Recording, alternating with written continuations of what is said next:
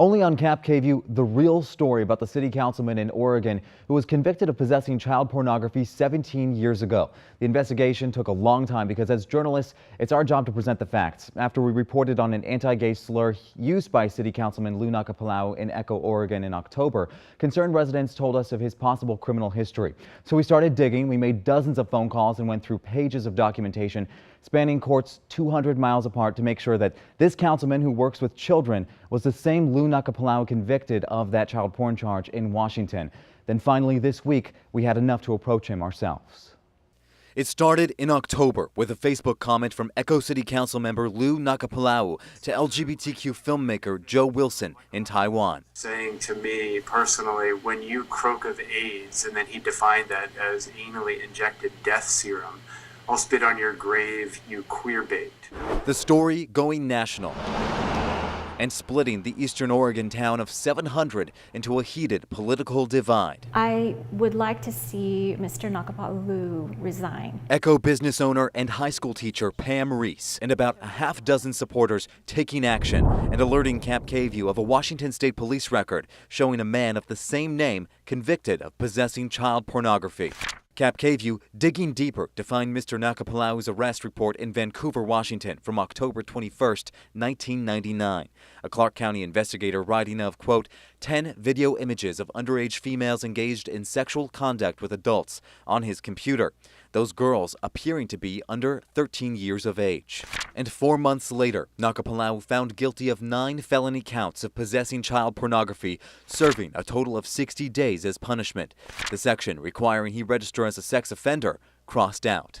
The conviction concerning to some who saw Nakapalau volunteering with kids. The city of Echo publishing a thank you in its November newsletter for his help with a Halloween party. And Stanfield High School posting a picture of Nakapalau with students. With KVTV, may I speak with you for a few moments, please? No, sir. No comment.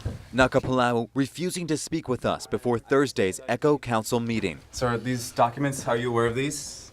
I have no idea what you're talking about. From the year 2000, we have documents that show that you were convicted of possessing child pornography?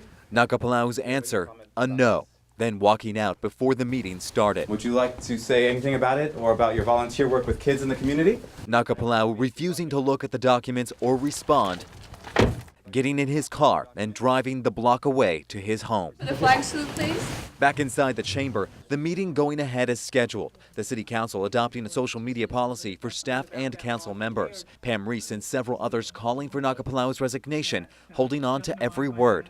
But Mayor Jeannie Hampton, taking the suggestion of a city attorney, refused a recorded interview, saying the city looked into concerns, but that police did not find probable cause for a background check without consent, adding a recall would be up to the will of the people.